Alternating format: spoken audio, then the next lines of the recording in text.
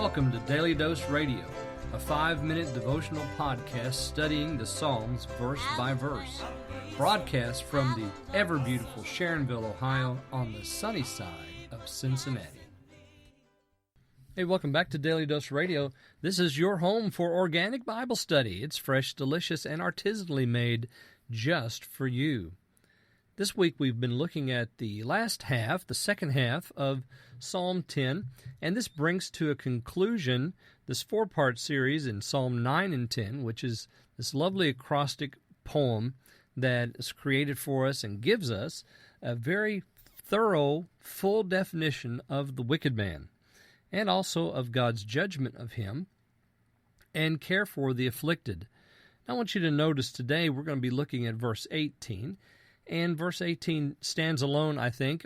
It stands together with what precedes it, but there are some very wonderful things here that I want you to pay attention to. So let me read verse 18 for you.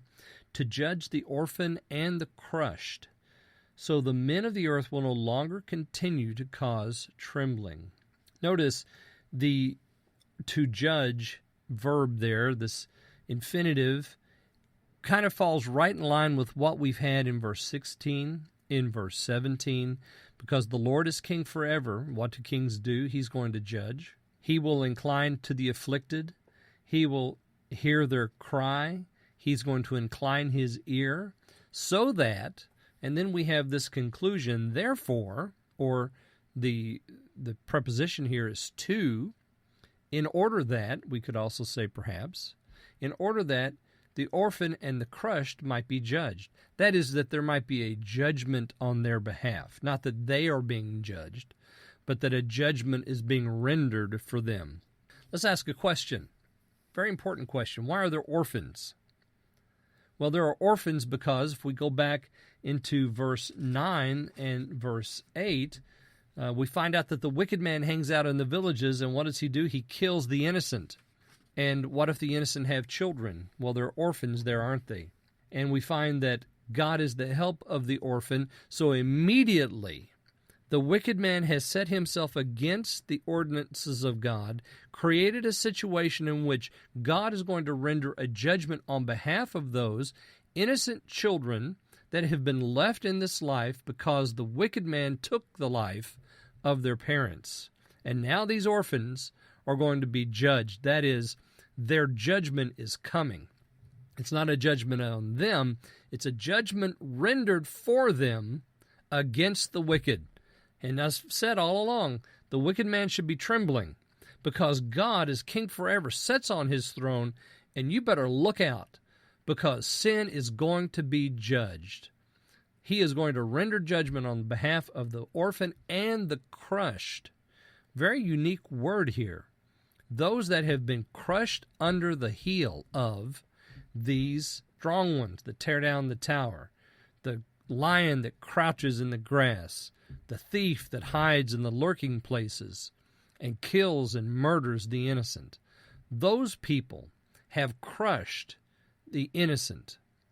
And yes, ladies and gentlemen, there's going to be a reckoning on that work.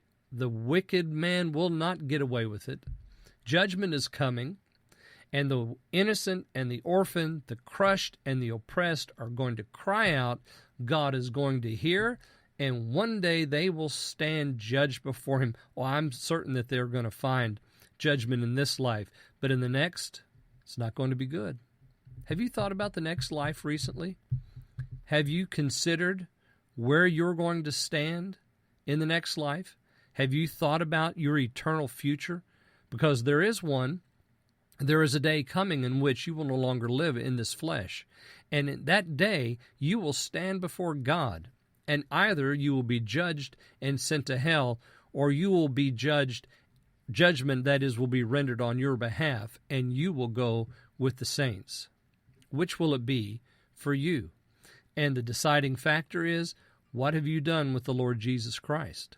Those that believe have life. Those that don't believe, Jesus said in John chapter 3, are condemned already.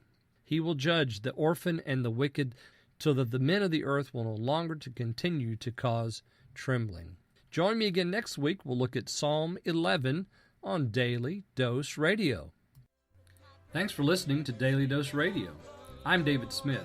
The music today has been performed by the Bluegrass Experiment. Thanks again for listening. I'll see you next time on Daily Dose Radio.